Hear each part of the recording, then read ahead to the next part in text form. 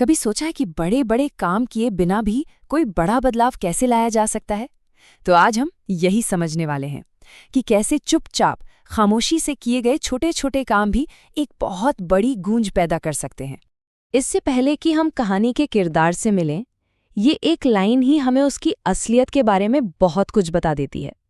मतलब बात किसी इनाम या तारीफ की नहीं है, बल्कि उस अच्छाई की है जो बस अंदर से आती है, नेचुरली। तो सीन है एक बिल्कुल नॉर्मल चहल पहल वाली क्लासरूम का, और हमारी कहानी की हीरो है तारा। वो बहुत शांत रहती है, उसे सब कुछ व्यवस्थित रखना पसंद है और उसे लोगों का ध्यान अपनी ओर खींचना बिल्कुल अच्छा नहीं लगता। लेकिन उसकी नज़रें अपने आसपास की हर छोटी बड़ी चीज पर रहती हैं। तो होता क्या था कि तारा ना उन छोटी छोटी मुश्किलों को भी देख लेती थी, जिन पर शायद किसी और का ध्यान भी नहीं जाता था। जैसे रोहन मैथ्स की शीट को देखकर परेशान हो रहा है, या प्रिया अपने बैग में कुछ ढूंढ रही है, या कबीर अपनी भारी भरकम किताबों को संभालने की कोशिश कर रहा है। वो सब नोटिस करती थी। और तारा सिर्फ देखती नहीं थी, वो मदद भी करती थी, पर उसका तरीका बड़ा अलग था। जब रोहन वाटरसाइकिल के डायग्राम में उलझा हुआ था, तो तारा ने चुपचाप उसे ठीक कर दिया। प्रिया के जूते का फीता खुल गया, उसने बिना कुछ कहे उसे बांध दिया। कबीर की किताबें गिर रही थी, उसने फौरन उन्हें संभाल लिया। उसने कभी इसका क्रेडिट नहीं लिया। कभी सोचा है कि क्या हमारे आसपास भी कोई ऐसा है? अब देखिए, ये जो भी हुआ वो अपने आप में बहुत छोटी छोटी बातें थीं, पल भर में हो गईं, खत्म हो गईं।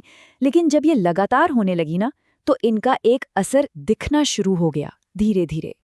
और फिर एक दिन क्लास की टीचर श्रीमती ली ने इस पैटर्न को नोटिस किया।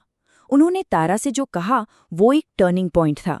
ये पहली बार था जब किसी ने तारा के इस खामोश लेकिन पॉजिटिव असर को शब्दों में बयां किया था। और यहाँ जो असर हुआ ना, वो कमाल का था। इसे कहते हैं रिपल इफेक्ट। एक अच्छाई कैसे दूसरी अच्छाई को जन्म देती है। रोहन, जिसकी मदद हुई थी, अब वो अपना स्नैक दूसरों के साथ शेयर कर रहा था। प्रिया अब तारा को अपने साथ खेलने के लिए बुलाने लगी थी, और कबीर ने तो उसे एक छोटा सा बैज बनाकर दे दिया। तारा की दयालुता अब फैल रही थी। सबसे खास बात ये थी कि तारा तो वैसी की वैसी ही रही, शांत, मददगार, लेकिन उसके आसपास का जो पूरा माहौल था वो बदल गया। क्लास में अब एक अलग ही हल्की फुल्की और दोस्ताना सी फीलिंग आने लगी थी। और मजे की बात यह है कि तारा ने कोशिश भी नहीं की, पर वो एक तरह की लीडर बन गई। क्या लीडर बनने के लिए हमेशा ऊंची आवाज में बोलना जरूरी होता है? नहीं, बिल्कुल नहीं। उसकी लीडरशिप भरोसे में थी। जब भी किसी को मदद की जरूरत होती, सबको पता था कि तारा वहां होगी। और फिर वो दिन आया जब उसके इन कामों को सबके सामने पहचान मिली। स्कूल की असेंबली में जब श्रीमती ली ने उसका नाम लिया, तो पूरी क्लास ने उसके लिए तालियां बजाईं। ये उस खामोश ताकत की पहचान थी जिसने चुपचाप सबकी दुनिया थोड़ी बेहतर बना दी थी।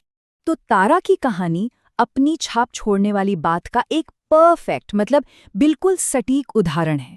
उसने अपनी छाप छोड़ी, लेकिन शोर मचाकर नहीं, बल्कि अपने शांत और दयालु स्वभाव से, जिसका असर बहुत गहरा और हमेशा रहने वाला था।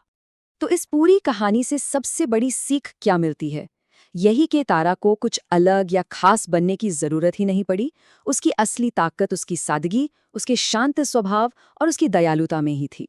असल में यही उसका सबसे शक्तिशाली गुण था। तो चलिए इस कहानी को एक सवाल के साथ खत्म करते हैं।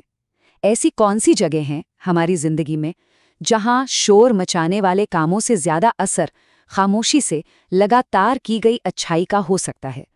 जरा सोचिए।